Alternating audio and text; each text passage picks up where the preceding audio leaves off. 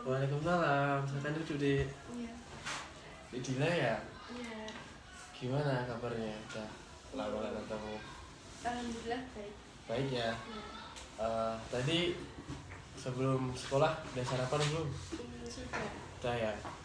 Telat gak? Sholat. Telat gak? Sholat. Iya, enggak telat. Enggak telat. Iya, pasti. Tadi sebelum ini habis pelajaran apa? Habis pelajaran kimia. Kimia. Iya. Aduh, kimia ya.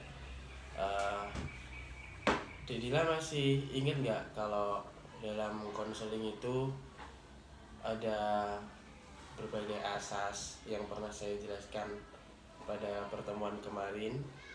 Ya ini saya jelaskan lagi biar ingat ya. Iya. Nah, dalam konseling itu ada asas kerahasiaan. Jadi di Dila itu nggak perlu takut bercerita tentang masalahnya apa, yang dihadapi sekarang itu apa, karena sifatnya rahasia atau tertutup gitu ya. Iya. Terus ada satu lagi yaitu asas kesukarelaan. Jadi Dila itu kesini tanpa ada paksaan dari pihak manapun, artinya atas keinginan Dila sendiri ya. Untuk kegiatan konseling pada hari ini kira-kira akan membutuhkan waktu sekitar 20 sampai 25 menit. Bersedia? Iya, bersedia. Ya. Kalau boleh tahu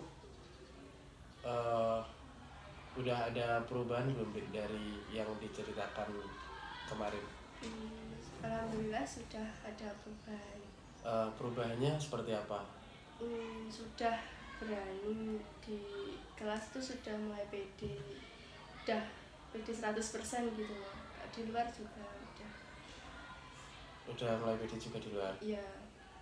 Itu kok Dila bisa sangat yakin kalau sudah percaya diri 100%? Dilihat dari mana, Dik? Ya, apa itu?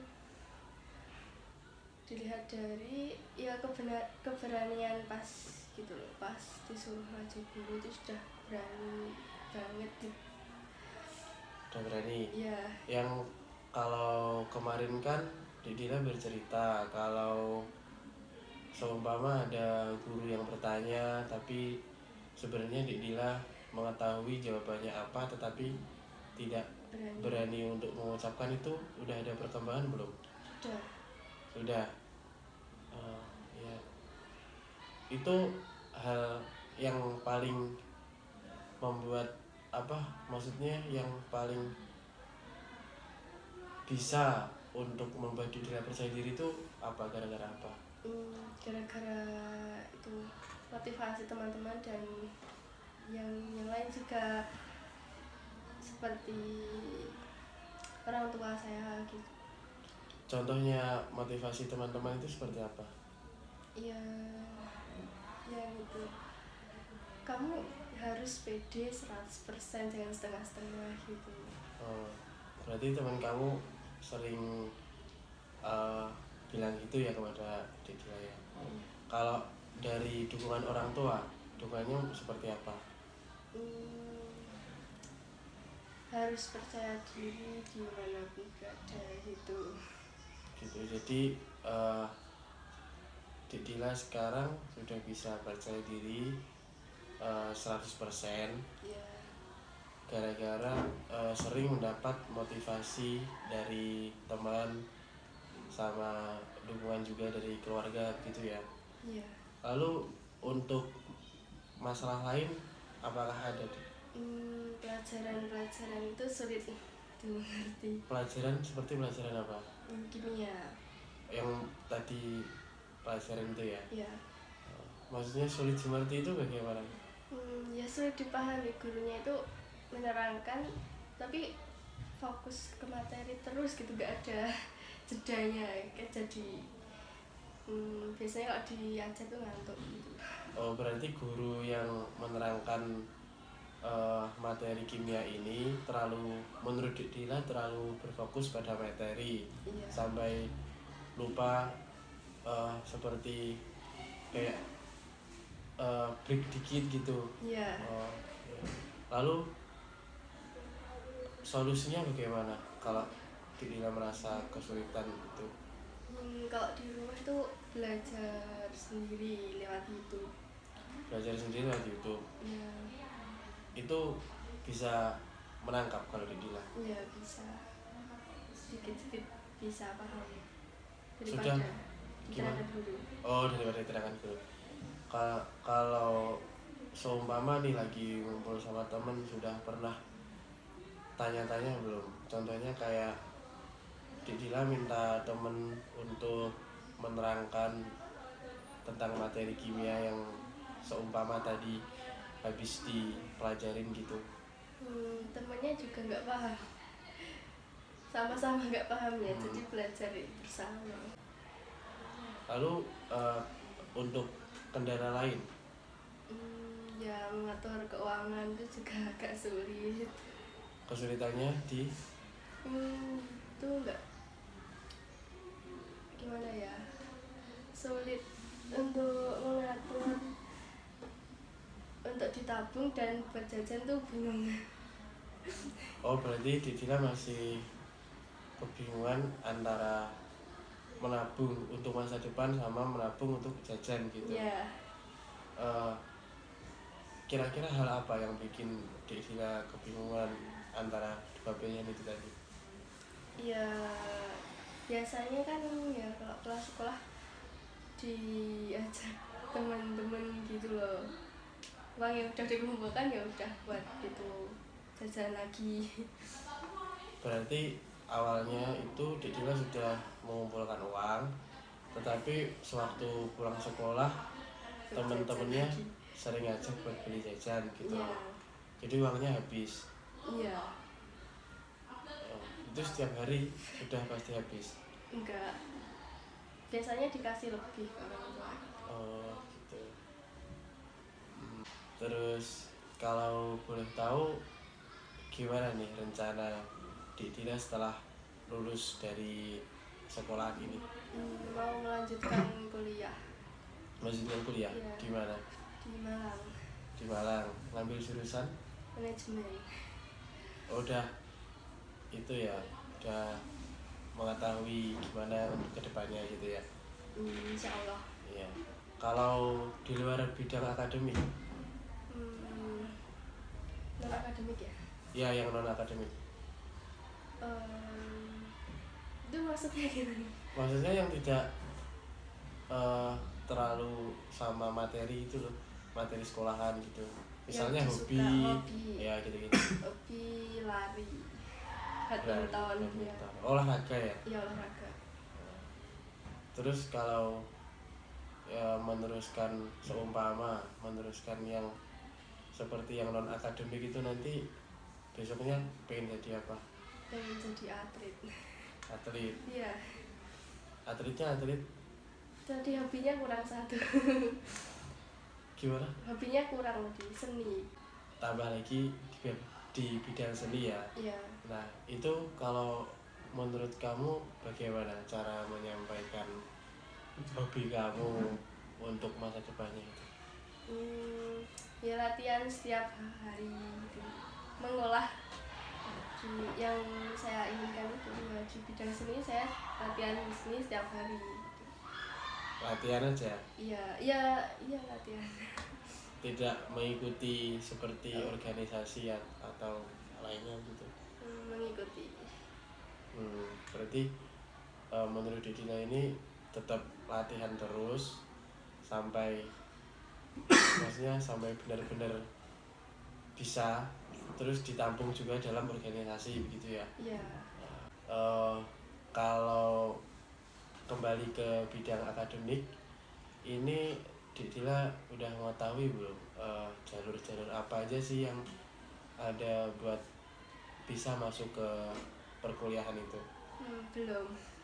Jadi seperti SBM seperti itu belum mengetahui. Pernah dijelaskan tapi udah lupa. Kelas 10 gitu. Lalu hal apa yang udah kamu persiapkan buat menghadapi masa depan? Nilai sih. lebih ke nilai dari Iya. sekolahan. Berarti Dila ini menganggap kalau nilai dari manajemen Dila itu sudah bagus gitu ya. Insya Allah. Ya, ya apa-apa kan, ya ada hubungannya sama percaya diri tadi kan ya. Iya. Ya udah tadi kan untuk jalur-jalurnya kan Dila sudah pernah dijelaskan tetapi lupa ya. Iya. Nah ini coba saya menjelaskan lagi. Nah dalam cara masuk ke PTN atau perkuliahan negeri itu biasanya ada 3. Yang pertama itu senam PTN. Nah senam PTN itu dilihat dari nilai kamu waktu kelas 1, kelas 2, kelas 3 SMA. Nah itu nanti kalau dilihat nilai kamu linier atau bagus, naik gitu ya grafiknya, nah itu kemungkinan besar akan diterima. Tapi ya kan sayangannya banyak ya. Iya. Nah jadi ya masih harus perlu bantuan doa juga. Terus yang jalur kedua itu SBMPTN. SBMPTN itu jadi Dila mengikuti tes tes dari kampus itu. Nanti tergantung apa yang ingin Dila ambil, nanti biasanya tesnya juga akan membahas masalah itu sama yang diinginkan tadi. Biasanya kalau yang senam PTN itu sama sekali tidak mengeluarkan uang. Nah tapi kalau SBM ini sudah mulai sedikit-sedikit mengeluarkan uang, ya seperti uang untuk pendaftaran SBM itu juga mengeluarkan uang. Terus untuk selanjutnya seperti uang gedung dan uang UKT itu masih membayar kayak biasanya seperti itu, kecuali yang senam PTN tadi. Nah untuk satu lagi itu ada yang namanya jalur mandiri. Nah jalur mandiri itu Dila cuman mengajukan berapa dalam kamu, sama nanti kalau ini setahu saya nanti dari kampus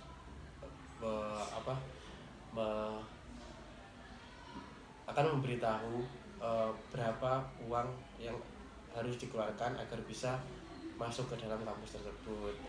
Nah jadi gimana, udah paham belum? Udah. Coba minta tolong senangkap kamu gimana tadi? Kalau yang terakhir tadi apa? Mandiri. Ya mandiri itu bayar sendiri. Ya. Kalau yang apa, yang pertama tadi Senam PTN itu dari rapot terus di itu grafiknya. ya. Kalau yang kedua tadi SBM itu SBM tes ya, betul ya. Jadi sudah tahu ya apa aja sih, bagaimana cara untuk masuk ke perkuliahan selanjutnya. Nah sekarang Dila sudah memahami bagaimana caranya untuk masuk tersebut kan.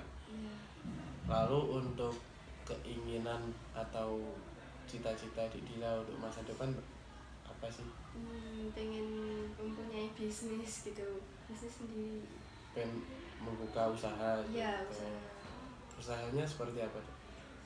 Apa ya, kayak memiliki toko banyak gitu loh. Cabang di mana-mana ya. Berarti seperti toko seperti biasa gitu yang menyediakan barang-barang kebutuhan rumah seperti itu. Untuk mempersiapkan agar Dila bisa menggapai apa yang diinginkan ke depannya itu, kira-kira bekal apa saja yang sudah dipersiapkan dari sekarang? Doa, terus belajar sungguh-sungguh, terus kan setelah lulus kuliah gitu, semoga ya keterima di universitasnya yang diinginkan tadi. Ya terus saya coba ingin bertanya tentang apa yang kita dapat pada kegiatan konseling yang awal pertama sampai sekarang itu perkembangannya dari Dik Dila itu apa aja? Coba diceritakan.